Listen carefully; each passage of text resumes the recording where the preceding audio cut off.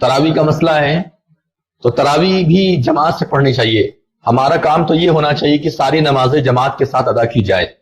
اور جو کہ ایک لمبا لاک ڈاؤن ہے تو ایسی صورت میں ایک ایسا سسٹم بنا لینا چاہیے گھر کے اندر تاکہ جماعت کے ساتھ نماز ادا کی جائے اور اسی میں تراویح کی نماز بھی جماعت سے ہو جائے. نبی صلی اللہ علیہ وسلم نے ارشاد فرمایا کہ صلاۃ الرجل فی الجماعۃ تضاعف علی صلاته فی بیتہ وفی سوقہ 70 درجہ، کہ جو شخص جماعت کے ساتھ نماز پڑھتا ہے اس کی نماز اکیلے پڑھنے یا اپنے بازار میں اگر اکیلے وہ نماز پڑھ رہا ہے تو ایسی صورت میں 27 درجہ بڑھ جاتی ہے. یعنی اگر آدمی جماعت سے نماز پڑھتا ہے تو ایسی صورت میں اس کا ثواب جو ہے 27 گنا بڑھ جاتا ہے.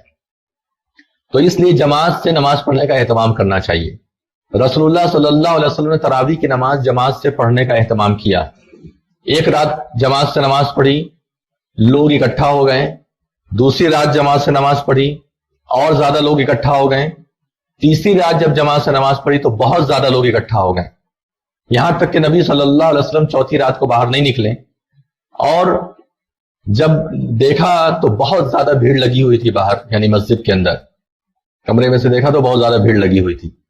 جب فجر میں آئے تو نبی صلی اللہ علیہ وسلم نے فرمایا کہ میں نے تم لوگوں کو دیکھا تھا، تم لوگ بہت زیادہ کثیر تعداد میں یہاں پر اکٹھا ہوئے تھے، لیکن میں نے سوچا کہیں اللہ تبارک و تعالیٰ اس نماز کو فرض نہ کر دے، لہٰذا میں نے جماعت کو روک دیا ہے. یعنی تراویح کی جماعت اب ہم نہیں کرائیں گے، سب کو چاہیے کہ اپنا اکیلے نماز تراویح کی پڑھے.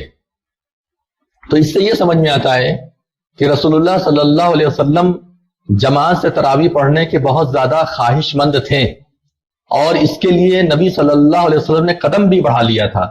3 دن تک جماعت سے نماز پڑھانا یہ اس بات کی دلیل ہے کہ نبی صلی اللہ علیہ وسلم جماعت سے نماز پڑھانے کے خواہاں تھے اور بہت زیادہ خواہش مند تھے.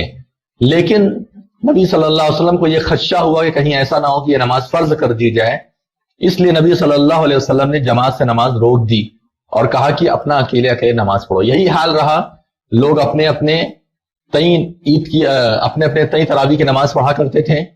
کوئی کسی امام کے پیچھے، کوئی کسی امام کے پیچھے پڑھا کرتا تھا، حتیٰ کہ ابوبکر رضی اللہ تعالیٰ عنہ کا زمانہ آیا، ایسے ہی ماحول بنا رہا.